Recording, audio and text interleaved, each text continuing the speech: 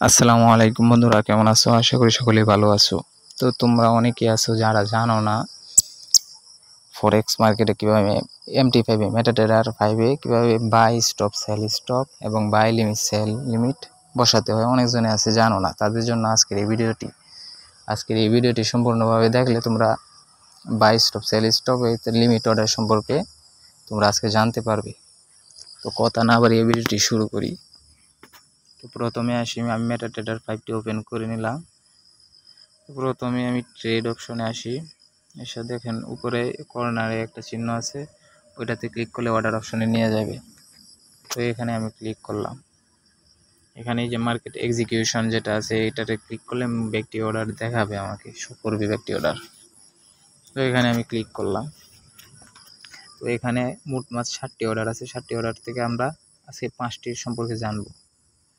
প্রথমে আছে market execution, দ্বিতীয় আছে buy limit sell limit, buy stop sell stop. এই 5টি সম্পর্কে আজকে আমরা জানবো। তো প্রথম যেটা আছে মার্কেট এক্সিকিউশন, এটা হলো মনে করেন বর্তমানে যে প্রাইসে আছে এই প্রাইসে আমি বাই বা সেল নিতে চাই, তাহলে মার্কেট এক্সিকিউশন। আর দ্বিতীয়ত হলো বাই লিমিট, ওইটা হলো মনে করেন হায়ার টাইম ফ্রেমের কোনো একটা সাপোর্ট, মনে করেন নিচে হায়ার টাইম ফ্রেমের কোনো একটা সাপোর্ট থেকে আমি বাই নিতে চাই। এখানে মনে করেন একটা সাপোর্ট, এখান থেকে আমি বাই নিতে চাই। মার্কেট যখন এখানে এসে ট্যাপ করবে তখন আমার বাই অর্ডারটা ক্রিয়েট করতে চাই, তখন আমার এই বাই লিমিট প্রয়োজন।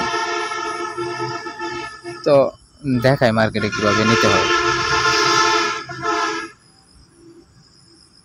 তো মার্কেট মনে করেন বর্তমানে যে প্রাইসে আছে, মনে করেন এই প্রাইস থেকে মার্কেট এখানে আসলে অর্ডার ব্লকে আসলে তারপরে আমি বাই নিতে চাই মনে করেন, তাহলে প্রাইসটা দেখে আমি অর্ডারটা ক্রিয়েট করে দেই। 24 62 × 98,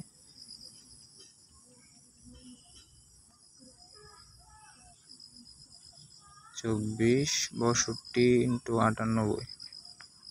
প্লেস অর্ডারে ক্লিক করলে আমার অর্ডারটা ক্রিয়েট হয়ে যাবে। মার্কেট যখন এখানে আসবে, উপর থেকে যখন নিচে নামবে এখানে, তখন আমার অর্ডারটা ক্রিয়েট হয়ে যাবে, বাই অর্ডারটা। এতক্ষণ তো আমি বসে থাকতে পারবো না, মনে করেন আমার একটা কাজ ছিল, কাজে গেছি, কাজে ব্যস্ত। মনে করেন এখানে মার্কেট যখনই আসবে তখনই মনে করেন আমার অর্ডারটা ক্রিয়েট হয়ে যাবে অটোমেটিকলি, আমার মার্কেটে আসতে হবে না। মনে করেন আমি লিমিট অর্ডার লাগায় রাখলাম, বুঝতে পারছেন? আবার এসএল নিতে চাইলে মনে করেন এসএলও নিতে পারবেন। এই যে এসএলও ক্লিক করলাম, আবার এসএল এতখানি বসায় দিলাম, টিপি মনে করেন আমি এতখানি বসায় দিলাম। ওকে, মডিফাই, ওকে, ডান। আমি অর্ডারটা ডিলিট করে দিই।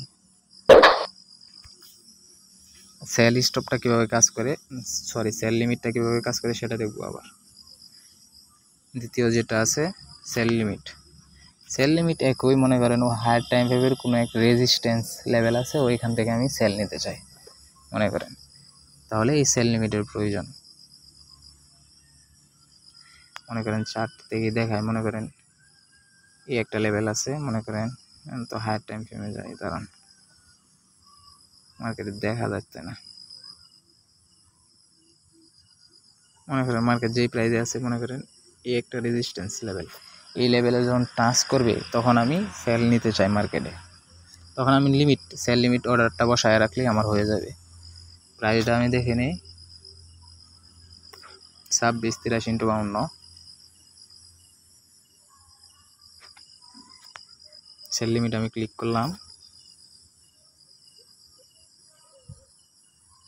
26 83 × 52। ওকে, মনে করেন এই প্রাইসটা গিয়ে যখন টাচ করবে মার্কেটে তখন আমার সেল অর্ডারটা ক্রিয়েট হয়ে যাবে। আশা করি বুঝতে পারছেন। চাইলে আমি এসএলও নিতে পারবো এতখানি, মনে করেন আমি টিপিও সেট করে দিলাম এতখানি। ওকে, মডিফাই করে দিলাম, ওকে, ডান। ব্যক্তি অর্ডার আবার ডিলিট করে দিই। আর বাই স্টপ যেটা আছে ওইটা একটু ডিফারেন্ট, আর সেল স্টপ ওইটাও একটু ডিফারেন্ট। একই, দুটোটা একই, কিন্তু একটু ঝামেলা। মনে করেন একটা রেঞ্জ বাউন্ডে মার্কেট আছে, মনে করেন বারবার এক জায়গা থেকে সাপোর্ট নিতে আছে। মনে করেন এটা ব্রেক করলেও আপনি তো আর মনে করেন কোন সময় ব্রেক করবে সেটা তো আর জানবেন না আপনি। মনে করেন আপনি অর্ডারটা লাগায় রাখলেন, মনে করেন এই লেভেলটা ব্রেক করলেই মনে করেন আপনার অর্ডারটা ক্রিয়েট হয়ে যাবে। তাহলে প্রয়োজন মনে করেন সেল স্টপ, মনে করেন আপনার সেল স্টপ প্রয়োজন।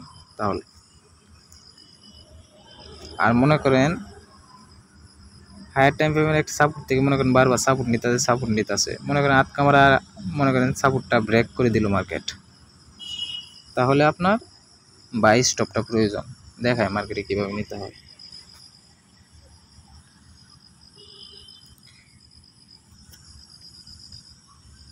মনে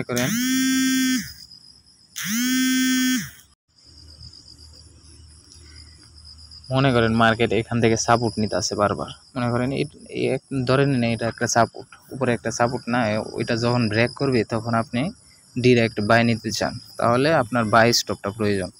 তো প্রাইস আমি দেখে নিই, তারপরে লাগিয়ে দেখায় 2680 × 74 অর্ডারে যাই এলাম, এখান থেকে আমি বাই স্টপটা লাগিয়ে দেব। ওরে সরি ভুলে গেছে, আবার দেখে আসি প্রাইসটা, দাঁড়ান।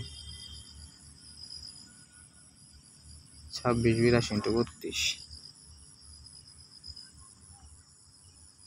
বাই স্টপ গেল 2682 × 32। ওকে, তো মার্কেট যখন এটা ব্রেক করবে, উপরের দিকে ব্রেক করবে, তখন আমার অর্ডারটা ক্রিয়েট হয়ে যাবে বাই অর্ডারটা। আমি চাইলে এসএল এখানে দিতে পারি, আবার টিপি মনে করেন এখানে রাখিয়ে দিলাম, তো অর্ডারটা আমি ডিলিট করে দিই। আশা করি বুঝতে পারছেন। আর সেল স্টপেরটা একই কাজ, মনে করেন সেল স্টপ মনে করেন এই যে একটা সাপোর্ট লেভেল, এই সাপোর্ট লেভেলটা যখনই মার্কেট আইসা ব্রেক করবে, তখন মনে করেন আমি ডিরেক্ট এন্ট্রি নিতে চাই, তখন আমার সেল স্টপটা প্রয়োজন। দেখায় মনে করেন প্রাইসটা আমি দেখে নিই, মনে করেন 21 13 × 14,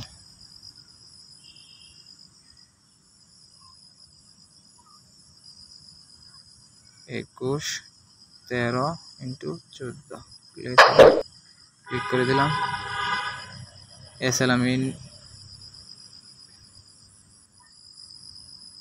এখানে বসায় দিলাম, টিপি আমি মনে করেন এখানে বসায় দিলাম, মডিফাই ক্লিক করে দিলাম, ডান। অর্ডারটি আমি ডিলিট করে দিই।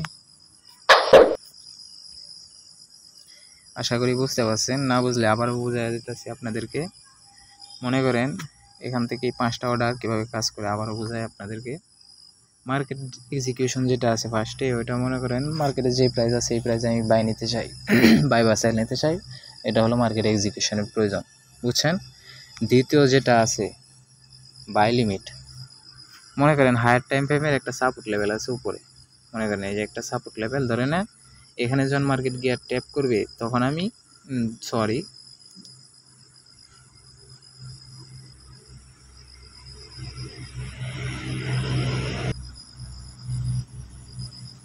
আমার ভুল হয়েছে, দাঁড়ান। বাই লিমিট কাজ করে কিবা সেটা দেখায় আপনাদেরকে। মনে করেন নিচে একটা সাপোর্ট লেভেল আছে, এই লেভেলে যখন মার্কেট আইসা ট্যাপ করবে তখন আমি ডিরেক্ট বাই নিতে চাই, তখন আমার এই বাই লিমিটটা প্রয়োজন। লিমিট অর্ডারটা লাগায় রাখলে মনে করেন এখানে এসে ট্যাপ করলে আমার অর্ডারটা ক্রিয়েট হয়ে যাবে, বাই অর্ডারটা আপনাদেরকে দেখাইছি তো। আর দ্বিতীয়ত যেটা আছে সেল লিমিট, ওইটা মনে করেন হায়ার টাইম ফ্রেমের কোনো এক রেজিস্ট্যান্স লেভেল আছে উপরে, ওইখানে গিয়ে ট্যাপ করলে মনে করেন আমি সেল নিতে চাই, মনে করেন তো আমার এই সেল লিমিট প্রয়োজন, বুঝছেন। তাহলে আমার লিমিট অর্ডারটা লাগায় রাখবো, তারপরে আমি অটোমেটিকলি আমার সেল হয়ে যাবে ওইখানে গিয়ে ট্যাপ করলে। আশা করি বুঝতে পারছেন। আর বাই স্টপ যেটা আছে ওইটা মনে করেন মার্কেট এক রেঞ্জ বাউন্ড দিয়ে ফাঁসা, মনে করেন এটা যখন ব্রেক করবে তখন আমি ডিরেক্ট বাই নিতে এটা যখন উপরের দিকে ব্রেক করবে তখন আমি ডিরেক্ট বাই নিতে চাই, এটা যখন উপরের দিকে ব্রেক করবে তখন আমি ডিরেক্ট বাই নিতে চাই, তাহলে আমার বাই স্টপটা প্রয়োজন।